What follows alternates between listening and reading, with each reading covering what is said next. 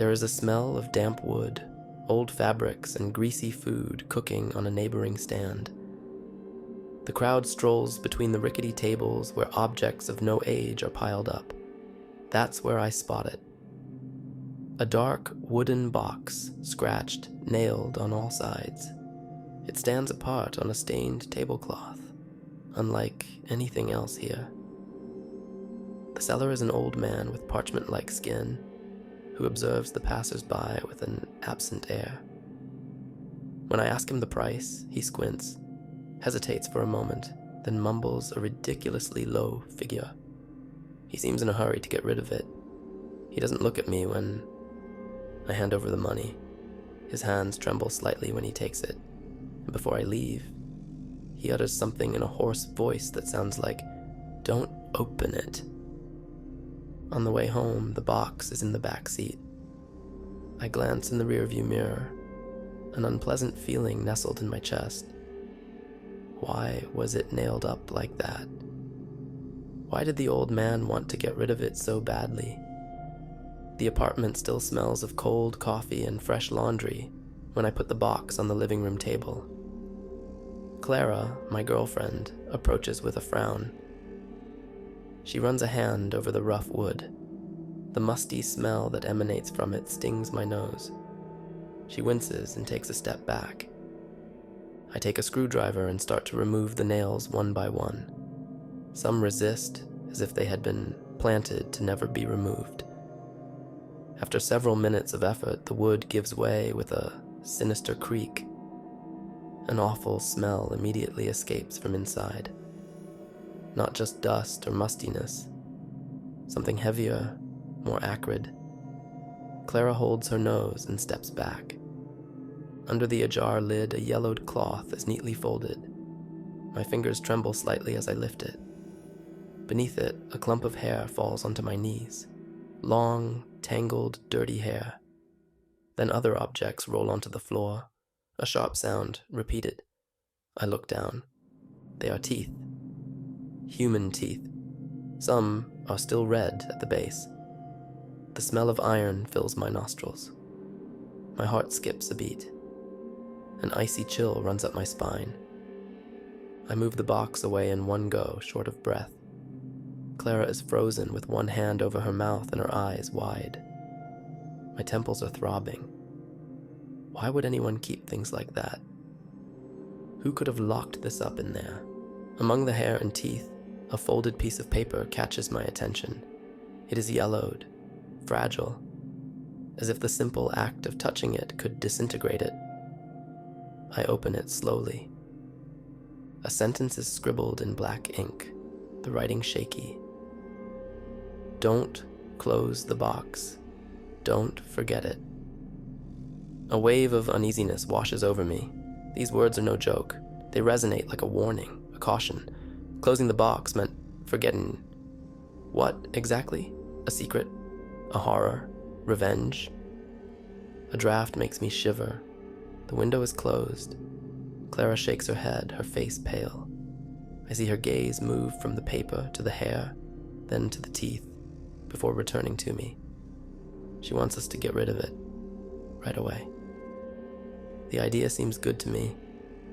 I don't want that in my house. But as I'm about to close the box, my fingers touch something cold. A metal object stuck at the bottom. I search carefully and pull out a thin silver chain, rusty in places. A small lock-shaped pendant is hanging from it. It looks nothing like the rest. It looks almost new compared to everything around it. A sharp noise makes me jump. The front door has just slammed violently. Clara lets out a scream. My phone is vibrating on the table. The screen displays unknown number. The call paralyzes me. It's stupid, but I feel an oppressive certainty. It's because of the box. The object I hold in my hand burns against my palm. I hesitate, then pick up the phone. There is silence. Just a slow, hoarse breath. Then a whisper. You found it. Don't lose it. My blood runs cold. My stomach contracts violently. I don't recognize the voice. This is no joke. The tone is not threatening. It's worse than that. He is calm. He knows something I don't. I stammer a question, but the line cuts off. The screen displays the call ended. The room seems colder all of a sudden. Clara looks at me, terrified. I slowly put the chain back in the box, my hands sweaty. None of this makes any sense. The metallic smell makes me feel nauseous. I want to believe that it's just an old, abandoned box, that these objects are not related. But this message, this voice, a certainty is taking hold of me. This box was never put up for sale by accident. They wanted someone to buy it. They wanted someone to open it. And now that someone is me.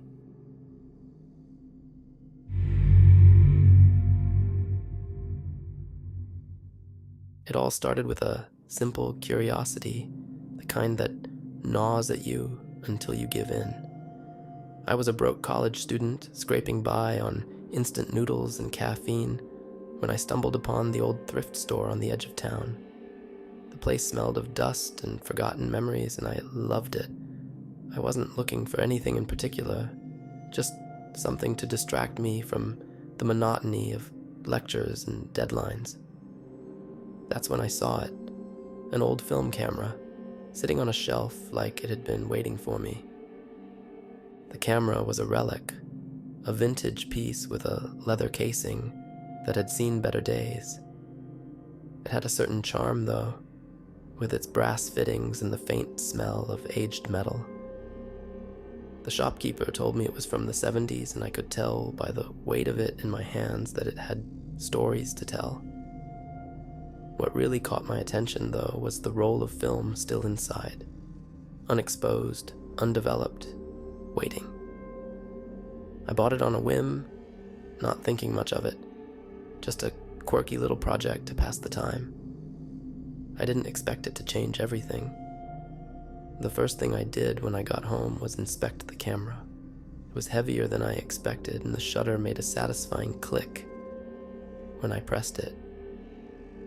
The film inside was a mystery, and I couldn't resist the urge to see what was on it. I took it to a local photo lab the next day, the kind of place that still developed old film. The guy behind the counter gave me a strange look when I handed it over, like he could sense something off about it. But he took it anyway, and told me to come back in a week. Those 7 days felt like an eternity. I couldn't stop thinking about the camera, about the film. What if it was nothing? What if it was something? My mind raced with possibilities, each one more absurd than the last. By the time I went back to the lab, I was a bundle of nerves. The envelope of photos felt heavier than it should have. I didn't open it right away. I took it home, sat on my bed, and stared at it for what felt like hours. Finally, I couldn't take it anymore. I tore it open and spilled the photos onto my lap. The first few were normal enough, blurry shots of a park, a dog, a woman laughing. But then I saw it, the photo that made my blood run cold. It was a cellar, dark and damp, with a single bare bulb hanging from the ceiling. In the center of the frame was a person tied to a chair. Their head was slumped forward, their hands bound with rope. But what really got me were the scratches. Deep, angry gashes covering their arms, their hands, like they'd been clawing at something or someone. The photo was grainy, but the details were sharp enough to make my stomach churn. I dropped the photo like it had burned me. My hands were shaking, and I could feel my heart pounding in my chest. What the hell had I stumbled onto? I forced myself to look at the rest of the photos, but they only made it worse. More shots of the cellar, the person in the chair, the scratches, and then the last photo, a close-up of the person's face. Their eyes were wide, filled with terror, and their mouth was open in a silent scream. I couldn't breathe. The room felt too small, too hot. I shoved the photos back into the envelope and threw it across the room. I didn't want to look at them anymore, but I couldn't stop seeing them in my mind. That face, those eyes. They haunted me. I tried to convince myself it was nothing, just some old photos, probably staged, some kind of prank or art project. But deep down, I knew that wasn't true.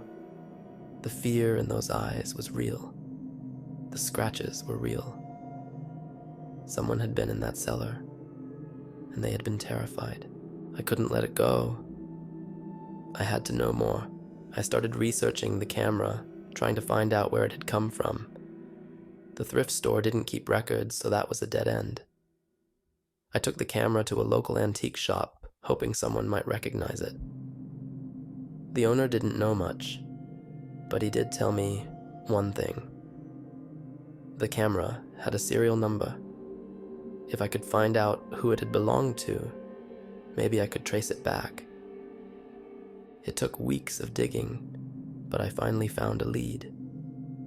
The camera had been sold at an estate sale a few months ago, along with a bunch of other old items. The estate belonged to a man named Harold Grayson, who had died last year. Harold had lived alone in a house on the outskirts of town, a place that had been abandoned since his death. I didn't want to go there. I really didn't. But I couldn't stop myself. The photos had gotten under my skin, and I needed answers. So, one Saturday morning, I drove out to Harold's house. The place was exactly what you'd expect. A crumbling old house with overgrown weeds and peeling paint. It looked like something out of a horror movie, and I half expected to see a ghostly face in the window as I walked up the driveway. The front door was locked, but one of the windows was cracked open. I climbed through, feeling like an idiot the whole time. The inside of the house was worse than the outside. Dust covered everything, and the air was thick with the smell of mildew. I wandered through the rooms, my flashlight cutting through the darkness. I didn't know what I was looking for, but I knew I'd find it. And then I saw the door. It was in the basement, a heavy wooden door with a padlock on it. The lock was rusted and it broke easily when I hit it with a hammer I found in the garage.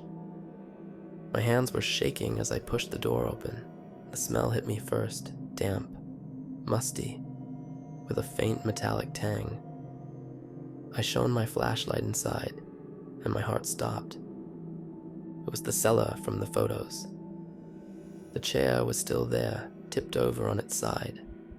The walls were covered in scratches, deep gouges that looked like they'd been made by fingernails. And on the floor, there were dark stains that I didn't want to think too hard about. I backed out of the room, my breath coming in short, panicked gasps. I had to get out of there.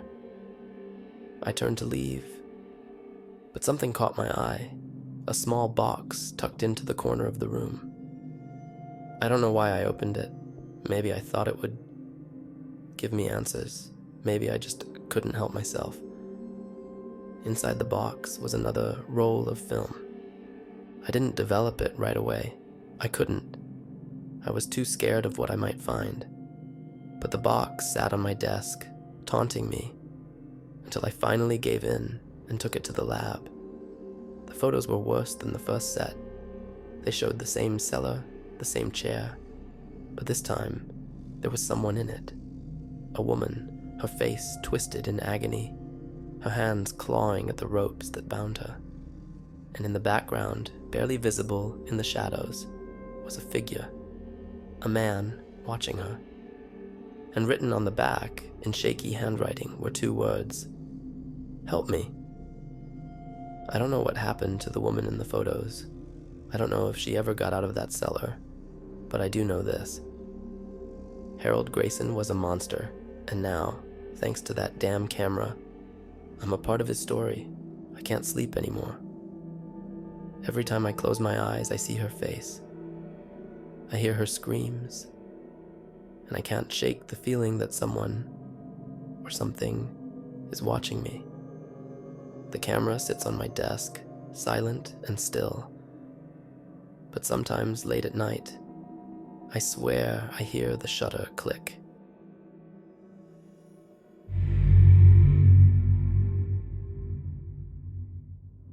It was supposed to be an ordinary day. Just another errand in a string of mundane tasks that made up my life. I didn't think twice about stopping at the little antique shop on the corner of Elm and Fifth. It was one of those places you'd walk past 100 times and never notice, tucked between a laundromat and a boarded-up storefront. The kind of place that smelled like dust and old wood, where time seemed to stand still. I wasn't looking for anything in particular, just killing time before heading home. But that's where it started. That's where he found me. The shop was dimly lit, with shelves crammed full of trinkets and oddities. A bell jingled softly as I stepped inside, and the air felt heavy, like it hadn't been disturbed in years.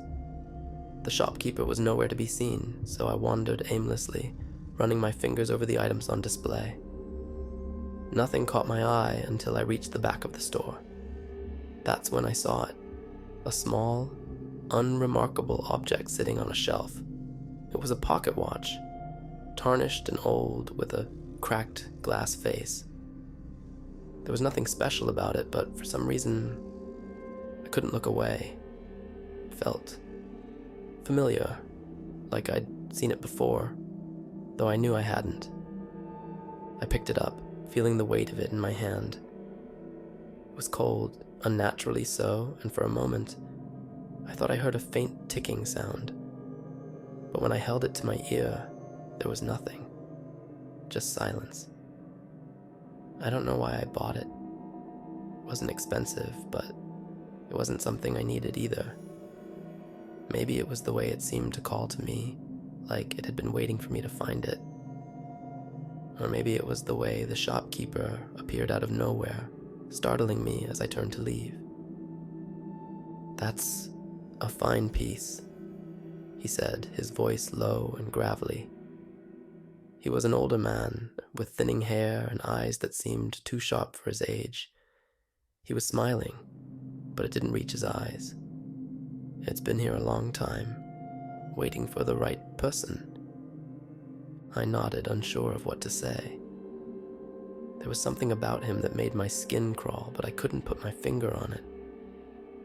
I handed him the money, and he wrapped the watch in a piece of cloth, his fingers brushing against mine as he handed it back. His skin was ice cold, and I flinched, pulling my hand away. He didn't seem to notice. "Take care of it," he said, his eyes locking onto mine. "It's, special." I mumbled a thank you and turned to leave, eager to get out of there. But as I reached the door, I glanced back. He was still watching me, his expression unreadable.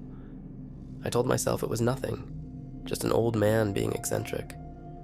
But the way he stared at me, like he was memorizing my face, sent a chill down my spine.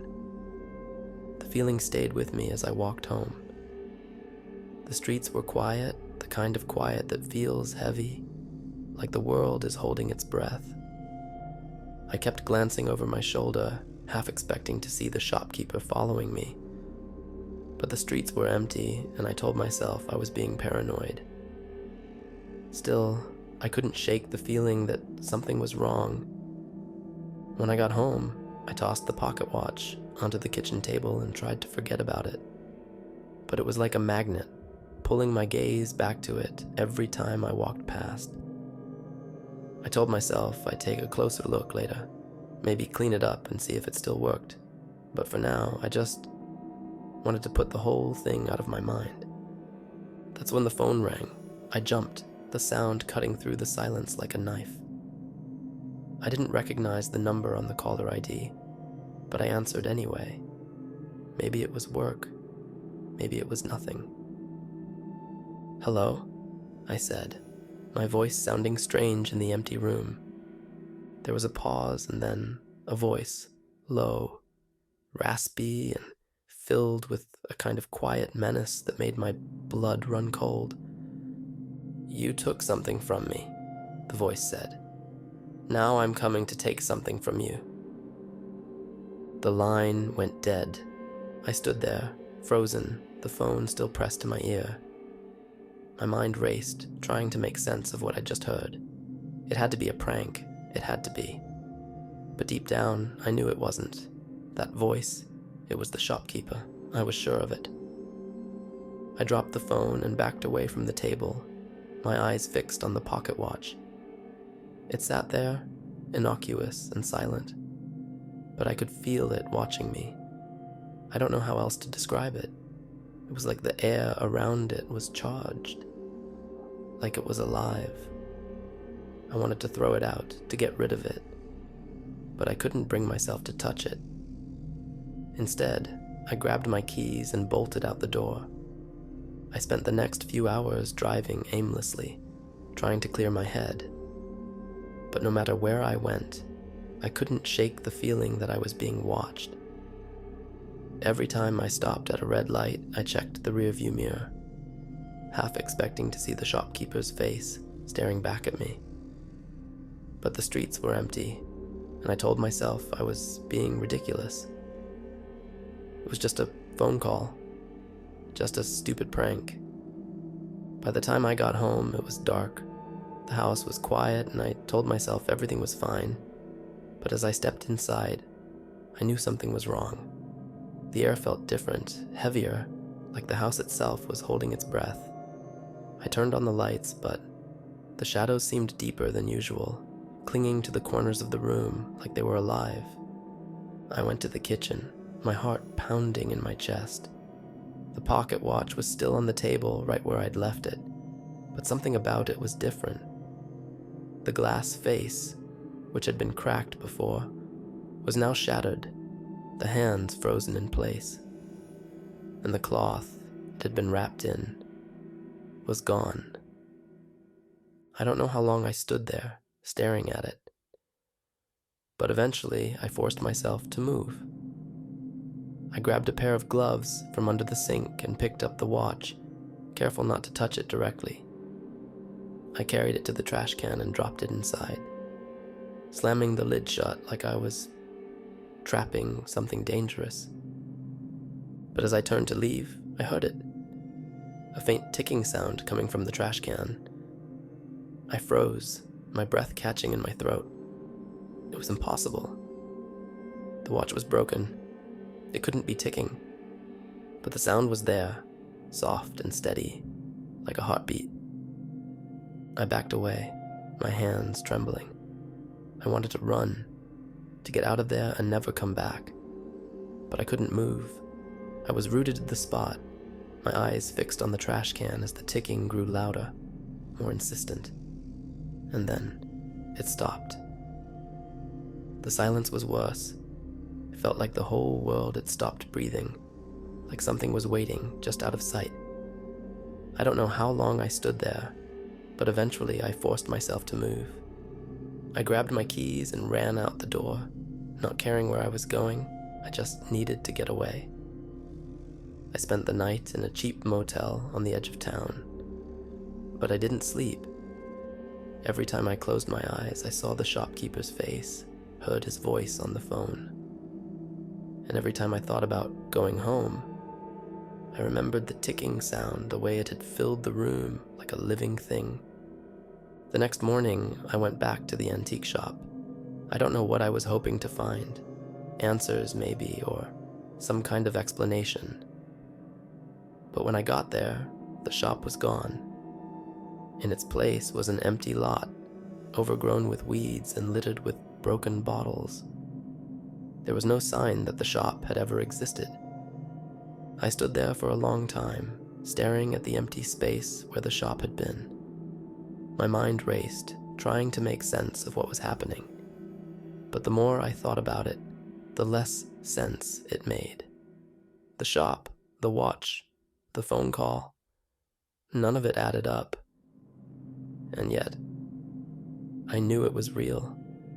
I could still feel the weight of the watch in my hand, still hear the ticking sound in my ears. I don't know what to do now. I can't go home. I can't shake the feeling that he's watching me, waiting for the right moment to take what he thinks I owe him. And I can't stop thinking about what he said on the phone. You took something from me. Now, I'm coming to take something from you. I don't know what he wants. I don't know what he's capable of. But I know this. He's coming. And when he finds me, I won't be able to stop him.